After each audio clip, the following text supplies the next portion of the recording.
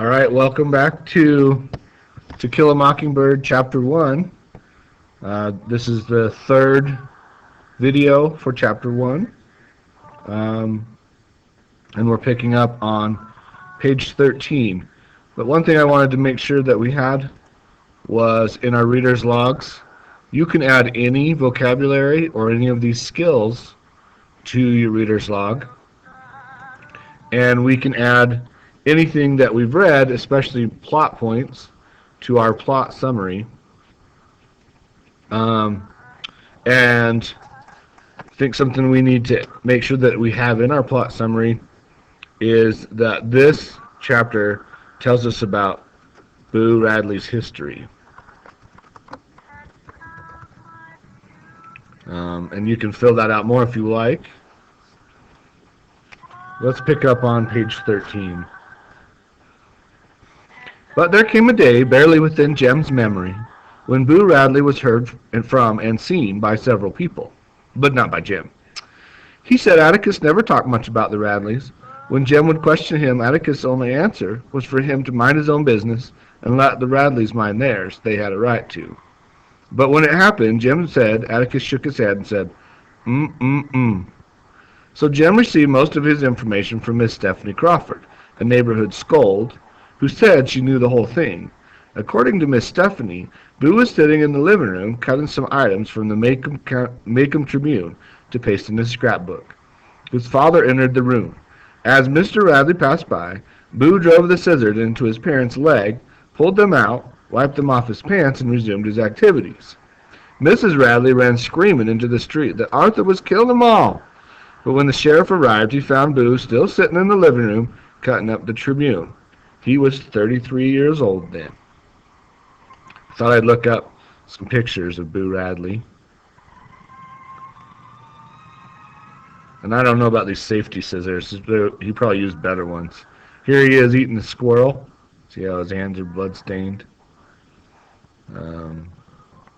He's kind of a scary dude, I suppose. I like the animated versions. Those are cool. So here's Boo Radley and the scissors. Miss Stephanie said old Mr. Radley said no Radley was going to any asylum when it was suggested that a season in Tuscaloosa might be helpful to Boo. Boo wasn't crazy. He was high-strung at times.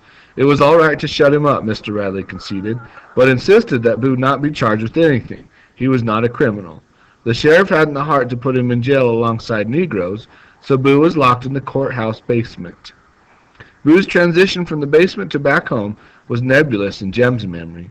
Miss Stephanie Crawford said some of the town council told Mr. Radley that if he didn't take Boo back, Boo would die of mold from the damp. Besides, Boo could not live forever on the bounty of the county. Notice how it's all second or third-hand information. Miss Crawford said, the town council said to Mr. Radley this. So, and then, of course, it's Jem telling that story to Scout, and then Scout telling us.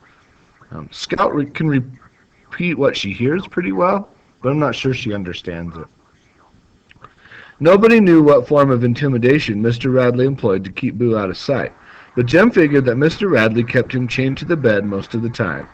Atticus said no, it wasn't that sort of thing, that there were other ways of making people into ghosts. My memory came alive to see Mrs. Radley occasionally open the front door, walk to the edge of the porch, and pour water on her cannas. But every day Jem and I would see Mr. Radley walking to and from town. He was a thin, leathery man with colorless eyes, so colorless they did not reflect light. His cheekbones were sharp and his mouth was wide, with a thin upper lip and full lower lip. Miss Stephanie Crawford said he was so upright he took the word of God as his only law, and we believed her because Mr. Radley's posture was ramrod straight. See how she's very literal? He never spoke to us. When he passed, we would look at the ground and say, "Good morning, sir," and he would cough in reply. Mr. Radley's elder son lived in Pensacola.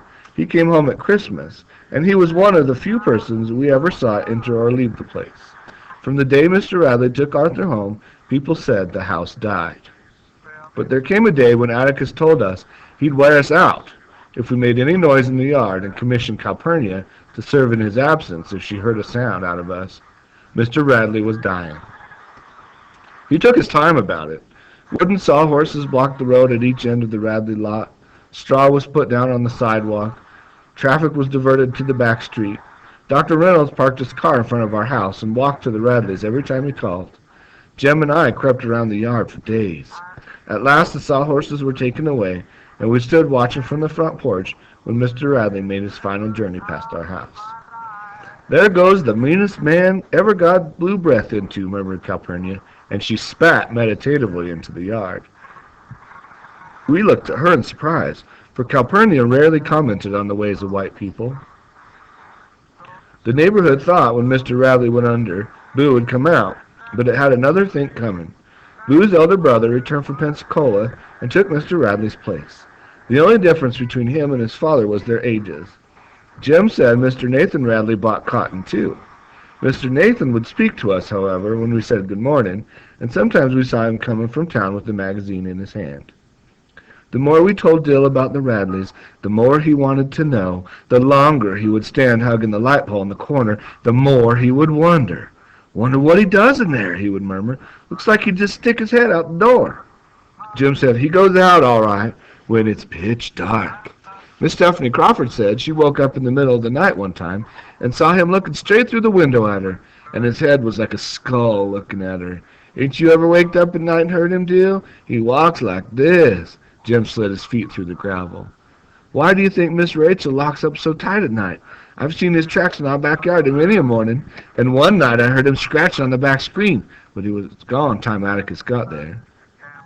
"Wonder what he looks like." Jem gave a reasonable description of Boo. Boo was about 6.5 feet tall, judging from his tracks. He dined on raw squirrels and any cats he could catch. That's why his hands were blood-stained. If you ate an animal raw, you could never wash the blood off. I like this one here for the blood-stained hands. Pretty good one. Here's another one. Boo with squirrels. There was a long, jagged scar ran across his face. What teeth he had were yellow and rotten. His eyes popped, and he drooled most of the time. "Let's try to make him come out," said Dill. "I'd like to see what he looks like." All right, so here I don't think Dill buys Jem's description, and I think some of the description from Jem is there just to scare his sister. And some of it's just what he's heard. So he's kind of freaky, but I don't know if he's that bad or not, and I don't think Dill believes it. Jem said if Dill wanted to get himself killed, all he had to do was go up and knock on the front door. Our first raid came to pass only because Dill bet Jem the Gray Ghost against 2 Tom Swifts that Jem wouldn't go any farther than the Radley Gate. In all his life, Jem had never declined a dare. Jem thought about it for 3 days.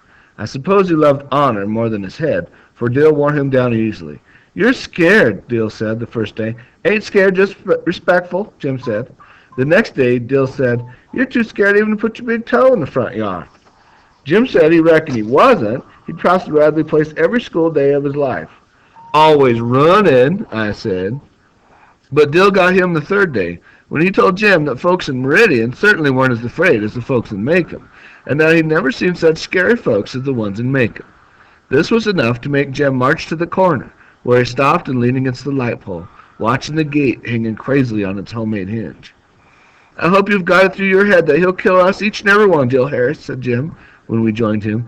"Don't blame me when he gouged your eyes out. You started it, remember?" "You're still scared?" murmured Dill patiently. Jem wanted Dill to know once and for all that he wasn't scared of anything. "It's just that I can't think of a way to make him come out without him getting us. Besides, Jem had his little sister to think of." When he said that, I knew he was afraid. Jem had his little sister to think of. The time I dared him to jump off the top of the house. "If I got killed, what'd become of you?" he asked. Then he jumped, landed unhurt, and his sense of responsibility left him until confronted by the Radley place. "You gonna run out on a dare?" asked Dill. "If you are, then..." "Dill, you have to think about these things," Jem said. "Let me think a minute. It's sort of like making a turtle come out." "How's that?" asked Dill. "Strike a match under it." I told Jim if he set fire to the Radley house, I was going to tell Atticus on him. See how she thinks that he would do that? Dill said striking the match under a turtle was hateful. Ain't hateful, just persuades him. It's not like you chunk him under the fire, Jim growled. How do you know a match don't hurt him? Turtles can't feel, stupid, said Jim. Were you ever a turtle, huh? My stars, Dill. Now let me think. Reckon we can rock him. Now, here's something about this book. They switched to talking about making a turtle come out. But that would be hateful.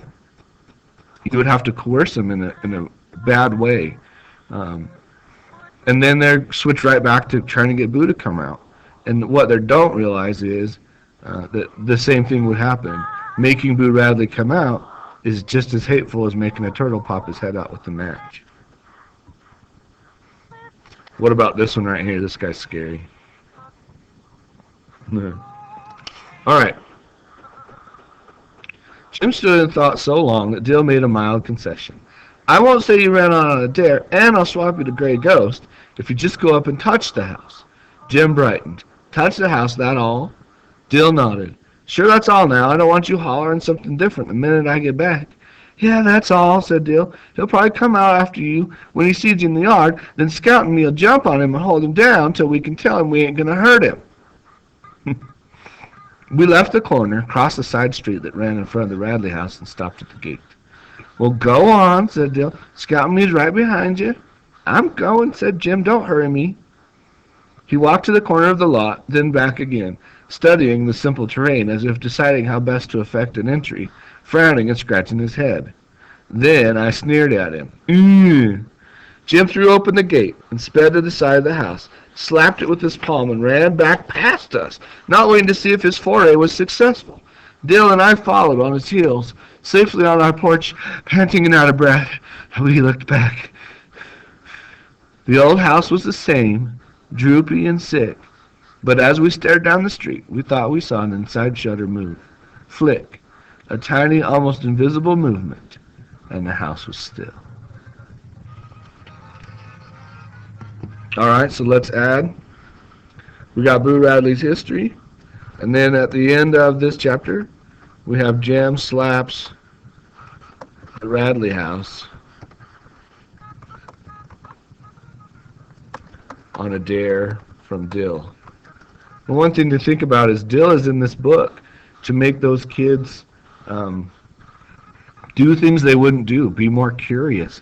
Dill's curious, and he has questions, and he sends these guys off to do things that he wouldn't do, and I don't think they'd do without him.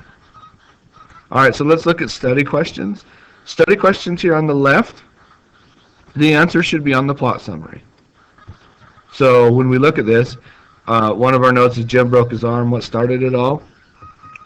Scout said the Yules. Jim said it's when Dill came to them. So what is the main question of this book? So later I can cover the plot summary and ask myself this question in preparation for the test, and I can see what's going on, and I can answer it right there. So what is the main question of this book? How did Jim break his arm? Who did Scout think started it? Got the answer right there. It says the Yules. Who did Jim say started it? I could ask, who is Atticus? That's a good one. Who was Simon Finch? Who is Boo Radley? Those are all answerable from the stuff I have in the plot summary. And then I have here, create a 3-panel comic in the spaces below, highlighting a scene from the chapter that stands out to you. That's going to be up to you. Pick whatever thing you decide. You never have to draw any better than I can, and I can't draw, so you can do whatever you want with that piece. All right, guys. Hope this was helpful, and we'll see you in Chapter 2.